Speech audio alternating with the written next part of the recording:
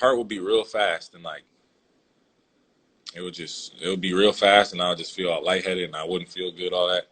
And playing basketball that time. Then when I got to UCLA, the trainer he looked at my medical records because he had to clear me, and he was like, "Yeah, I seen when you was a little kid, you went to the hospital for like something with your heart." And I was like, "Oh yeah, that's a long time ago. I'm chilling. I'm chilling." And then I was telling him I'm chilling. Later that night, he calls me. He's like, "Yo, I'm gonna make you wear a monitor, just in case." And I was kind of mad. I didn't want to wear no heart monitor because I was like, I'm fine." And then I put it on. I took it off. He got mad. He's like, "Yo, if you don't wear this for 5 days straight, I'm not gonna clear you to play." So I was like, "All right." So I wore this big heart monitor. You can see it through my shirt. Wore it for like 5 days. Then I get a call like 8 o'clock, and he calls me and my mom. He's like, "Yo, we need you to meet with us on campus." Blah blah blah. And I kind of figured that it was something bad.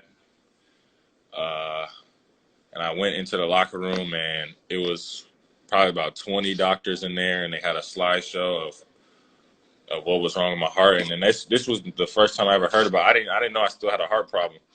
And I went in there. It was about 20 doctors. They were all sitting around a table, like a big ass circle table. It was two seats, me and my mom, and I just went in there and I just broke down. I was like, bro, I was like, this cannot be real.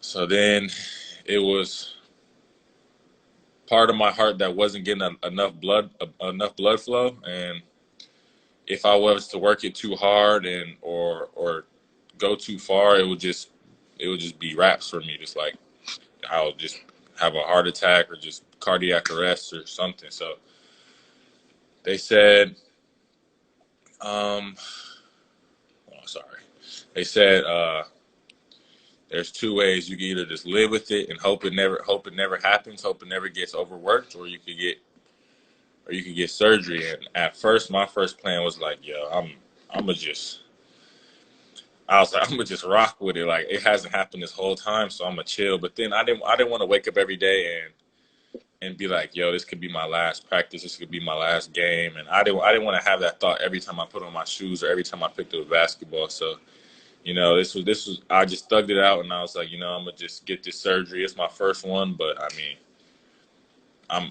I wanna be able to live. I want to be able to get my heart rate up, and it's fine. I didn't want to live a life where I had to be in fear to get my heart rate up. Because if that was the case, I probably would have just stopped playing basketball if I would have never got the surgery. So about a month later, what's up, Ben? How you doing, bro? About a month later, I got the surgery. It was like 3 hours. I was in the hospital for about 10 days. Had to learn how to walk again and learn how to do a lot of stuff again. And I I wouldn't wish that on anybody. But the thing that inspired me in the hospital was all the I was at a children's hospital, and I was probably the oldest kid in there, and I saw a lot of kids that were. I met a kid who was 17. He went through 5 heart surgeries, and he was the happiest kid in the world. And all the kids I saw in there, all the little young kids I saw, that inspired me a lot. I was in there, I was in there crying, in there shaking, holding my mom and dad's hands, and then it was the little kids in there looking at me crazy, like, "Why are you crying? Why are you crying?" Man, all those little kids in there are way stronger than I was, and just seeing the little kids in there, that just made me like, I'm like, man, they've been doing this since they were born. There was newborn babies in there getting heart surgery, kids who's about 11, 12 getting their third, fourth heart surgery. So I mean, I was real inspired by them because they were real strong and they were the happiest kids in the world. They, me and my dad, the whole floor that I was on, they just had kids in every room, and there's a little toy store downstairs. So we went to the toy store, bought every kid on the floor some toys, and just got them a bunch of stuff. And just my dad, just he spent a lot in that little toy store and copped some toys for all the kids. And I got my surgery at like Stanford. Um, what else? And then I had to sit out for a few months. Just couldn't raise my arms past my shoulders for a long time. And then when I got back to basketball, like I just felt way better. Like when I started running again, I could breathe way better. I could feel my heart beating differently, and now it's still just developing and learning. I For a long time I still had a lot of uh, what's it called?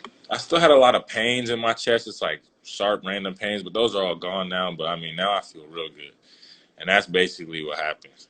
That's basically the whole story.